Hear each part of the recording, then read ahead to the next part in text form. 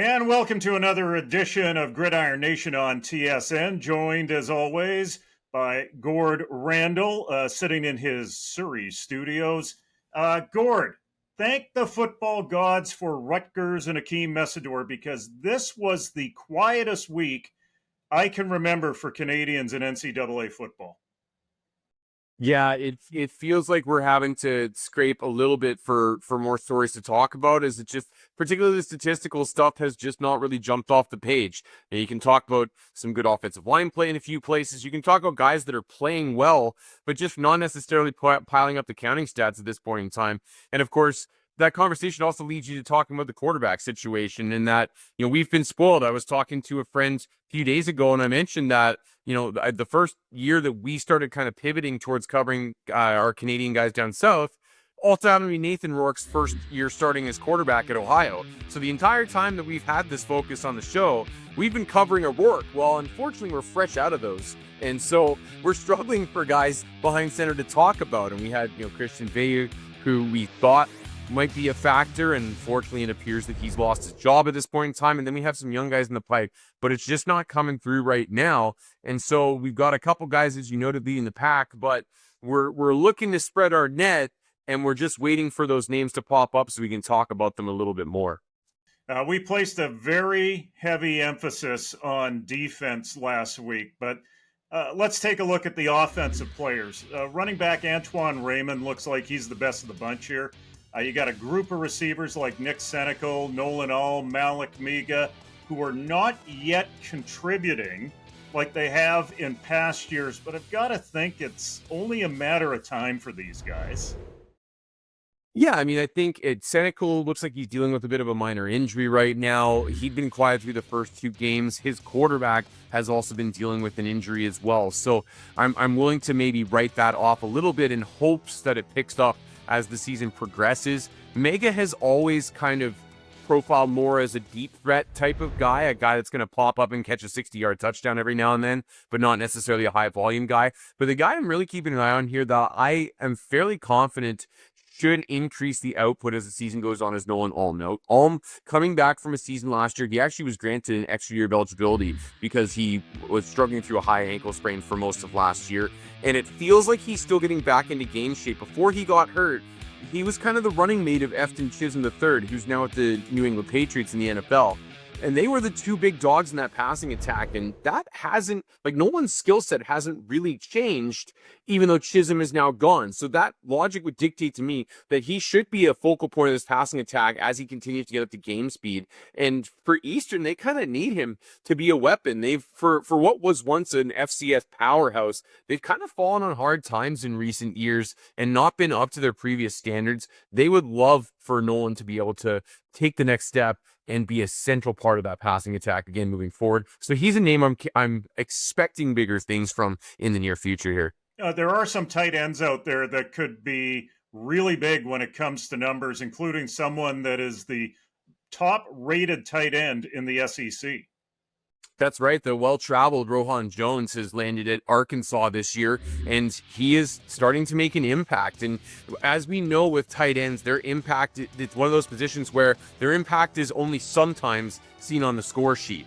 A lot of the things that they do in terms of creating scheme versatility on the offense, in terms of as a blocker. And remember, at one point in time, Rohan was actually listed as a fullback at Montana State rather than a tight end. This is a guy who can block and is a true kind of H-back type of tight end instead of those kind of towering, Rob Gronkowski types that you sometimes think of. But he's been really versatile.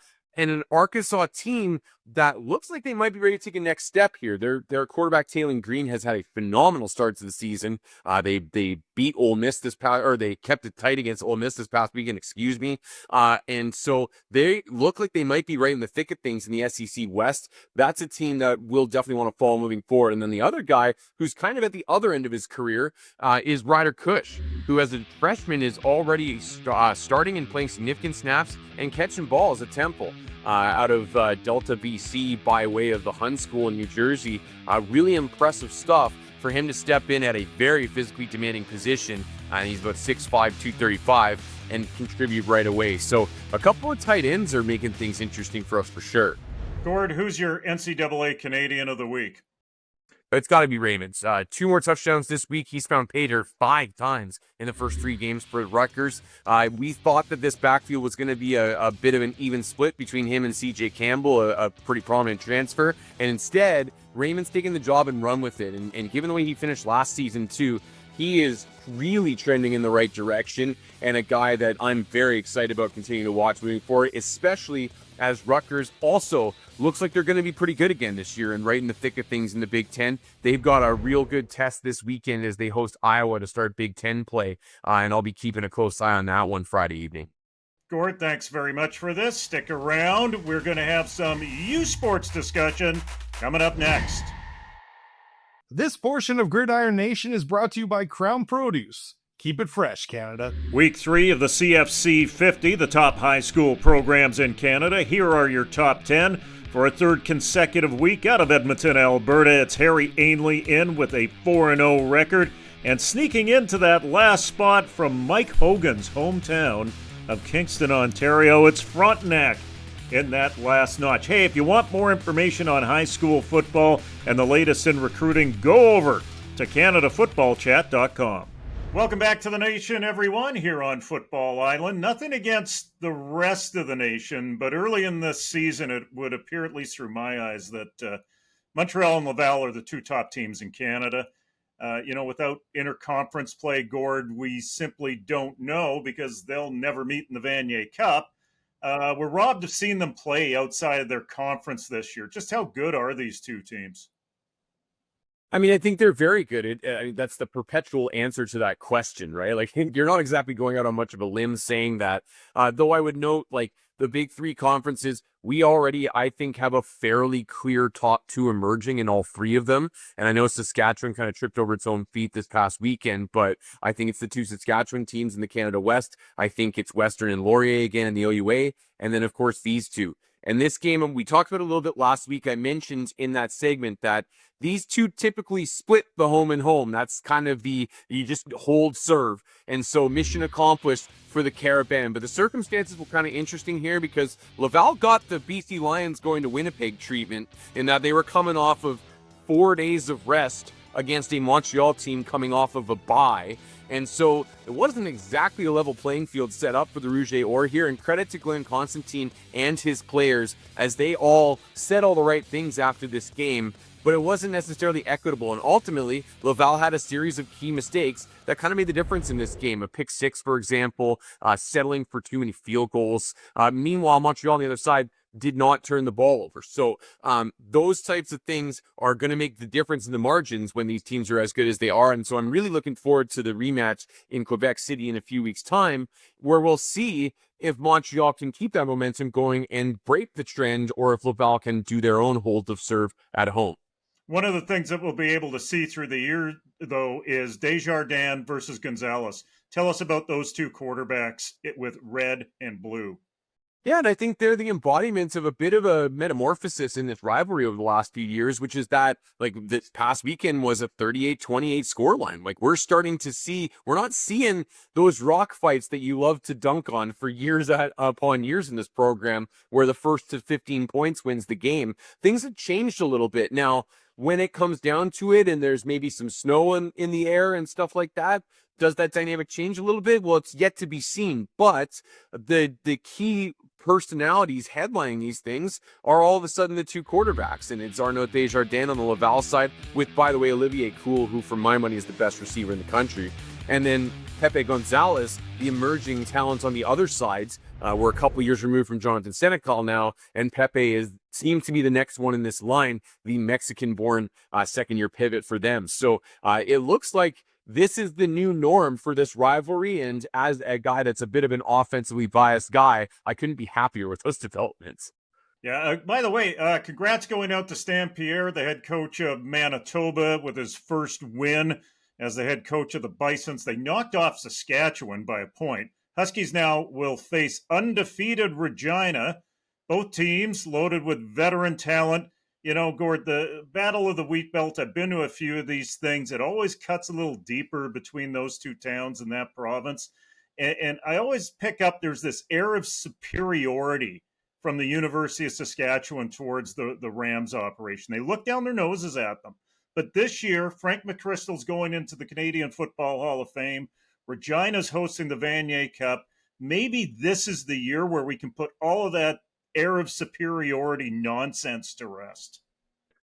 I could not agree with your assessment of that situation more. I do think that there is that air of superiority, and it extends to all of the Saskatchewan-based football programs towards all of the Regina-based football programs. I have heard derisive comments that the Rams are basically still just a junior club and stuff like that, and of course they haven't been around for anywhere near as long as the Huskies have at the university ranks either. And so I understand the foundation behind it, but I agree with you. I was very impressed with this Rams squad in the game this past Friday. I was on the broadcast for UBC. I got to get the self-promotion in, of course, but they looked very, very strong up front. Their offensive line dominated that game in the trenches. But the question moving forward is that maybe more a statement about UBC's defensive line than their offensive line? Because go back just a week earlier, and Saskatchewan's offensive line dominated the front against UBC, maybe even more so than Regina's did. Marshall Erickson goes for 196 on the ground for Regina. That's more than Riker Frank did. But Frank did so on 9.8 yards a carry versus Erickson's 7.3. So both of those are outstanding rushing attacks. Erickson, by the way, front runner for the Het Crichton nominee in the Canada West for my money. These are loaded veteran rosters, as you noted. It's going to be a really good one. And worth noting, too, because of the Canada West scheduling intricacies, this is going to be the only regular season matchup between these two. So this is it for the wheat belt. A lot on the line for a week 4 game, but thus is the nature of the Canada West schedule. Before I move on, one quick shout out I want to give Nate Boyd, a first-year guy, started at left tackle for Regina in that game. He's a name to keep an eye on, CFL fans. This kid's just in his first year out of White City, Saskatchewan. He was outstanding filling in, as I think he had been the backup left tackle prior to that. So a really promising performance from what I think is a burgeoning young talent for Regina left tackle. Gord, are you ready for a big idea? Because it's What's the Big Idea? Coming up next on The Nation. This portion of Gridiron Nation is brought to you by NFL Canada. High school football coaches nominate your players for the NFL Canada Way to Play Awards. Each week, winners earn a $3,000 equipment grant for their school program. Show us game footage that highlights safe, proper technique, and impactful play. Winners announced weekly on NFL Live and on NFL Canada's social channels. Learn more at nfl.com/CA Way to Play. And of course, welcome back. And you know, the Way to Play award that goes out, there's a certain recipient of that from a couple of years back before we were even involved with the NFL. Gord, you won one of these things for your program. Tell me about the impact it had on your program. Yeah, it was significant, and to clarify, one of my players won it on our behalf. Of course, I had nothing to do with it, and it was just kind of a check that fell into my lap. So I can't take any credit for that one. But yeah, it's a nice little boost for the program. At that point in time, I don't know if the numbers have changed a little bit, but at that point in time, you got $3,000 to spend for your program. That was a big drop in the bucket for us, and we were able to get a handful of new helmets out of the deal that our kids are still making good use of to this day. In an era in which the costs of everything are skyrocketing, it's more and more difficult to fund these amateur football programs. So those things help significantly. And I'll point out, by the way, that the player themselves gets hooked up as well. They get an apparel gift card to get NFL gear and all that kind of stuff too. So it's a great program and something that I would love for more people to know about, because more people should be applying for these things. We actually had the same player recognized twice on the program, and I think that's in large part because he knew about it, and anytime something happens, somebody would apply for it. So pay attention to your highlights. Make sure that your games are all being filmed, and if you got a highlight, whether it's you or one of your teammates, remember that you're going to benefit from it just as much as they are. So don't hesitate to go and nominate them for the award. They award a new one every week during football season. Yeah, link is at the bottom of your screen there in the ticker. Now we're off to What's the Big Idea? Every week this season, we'll spend some time talking about a big idea to improve football, either in this country or on the field or somewhere else in Canadian football. Today, it's a rule change in Canadian football, Gord, that you and I have talked about for quite some time. We've talked about different variations on it, but it's moving the goalposts to the deadline. And is this a Canadian idea? Is this an American idea? Or is this just a good football idea? I mean, I think it's a good football idea, and I'll talk through the pros and cons a little bit here about it. I'm sure there are people that immediately, as soon as they heard that idea, are like, nope, nope, no way, nope.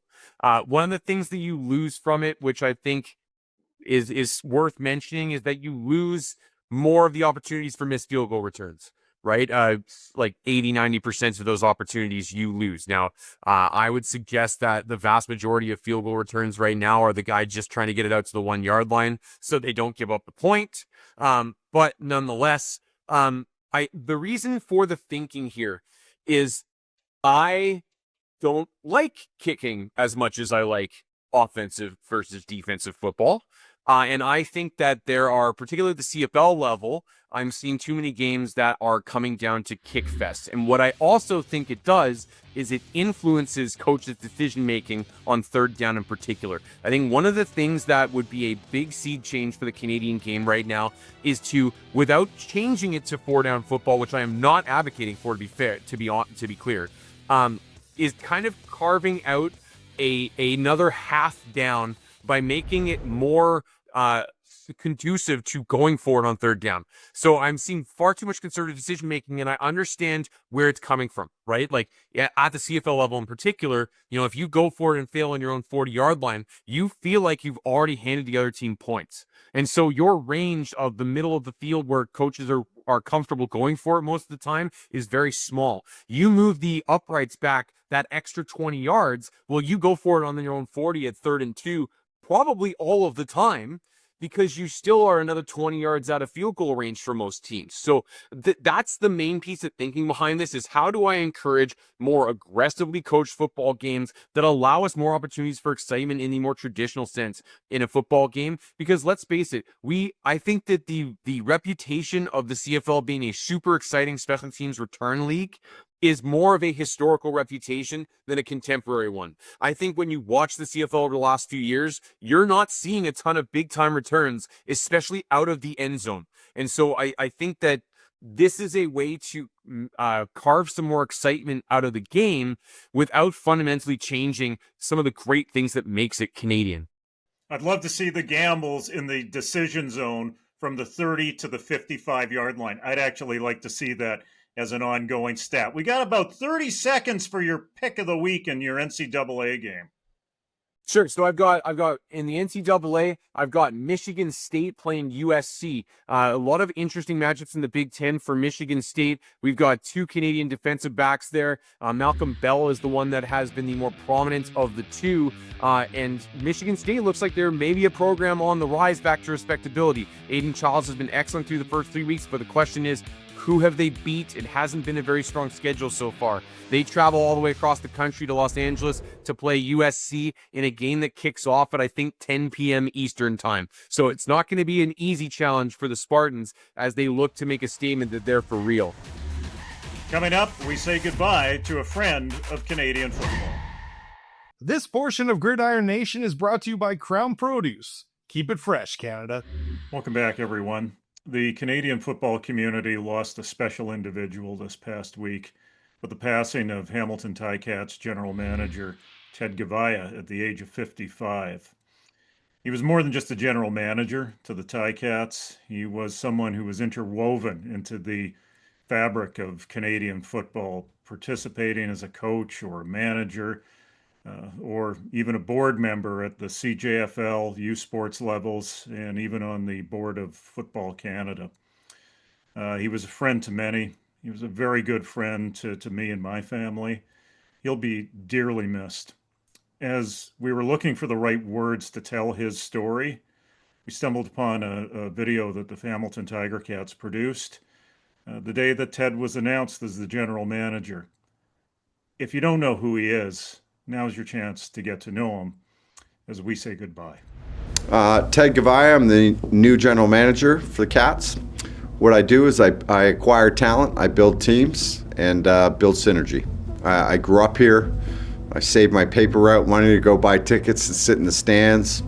I can name a ton of great players that played through here. Hitchcock and Flutie and McManus and Emerson I can name the whole O-line. It'd take me a while, but I coached and played football in this community my entire life. So I'm only standing here today or sitting here today because of all the people that helped me, with coaches and volunteers, and I want to build that and give it back to our community. Right after I get off this set, I'm going to be back on the phone. I've been, I want to contact our players and get to know them, and our coaches, get to know them and their families. I think that's really important. I want to know who's in the building and the type of people they are. I break it up into seasons. So, winning the drafts, winning the All-Star circuit that happens in January. We're gone for a month on the road. Free agency, obviously, is another avenue to get better. Sometimes there's some guys on the street that you had in your past that you think can add some value to the locker room as well. So it's a daily process. It's never ending, and it shouldn't be, especially right now. We're looking for every way to get better. I want people that are motivated. I certainly know what to stay away from. But the nucleus of the team, it starts with the Canadians. I want gritty Canadians that have special teams value in their DNA. They get it. They're the glue. And, I want to sprinkle in the right players that have some high-end athletic traits. I want to build a locker room where, you hand it off to them. And the real leaders of our football team, they run the locker room. But that takes time to build up that trust. Everywhere I've worked my entire life, I've felt a responsibility to the people that employed me, and the players on the locker room, to create a great experience and memories together. That's the motivation wherever I've worked. It's what makes it fun. Doing it home, I think, just gives me a better opportunity to reach more people, in my own backyard, stuff that I know helped me, when I was young. So that part of it, this platform gives me a chance to do that. And it does mean a little bit more when you're walking through, the tailgate lot and your buddies are all there cooking burgers. And, that part I feel, but I wouldn't put it as pressure. I'd feel as more like fuel. When I'm tired, or I don't want to get on a plane, or I don't want to make one more phone call. It's people in the stands and my buddies and coaches, that make me want to work a little bit harder.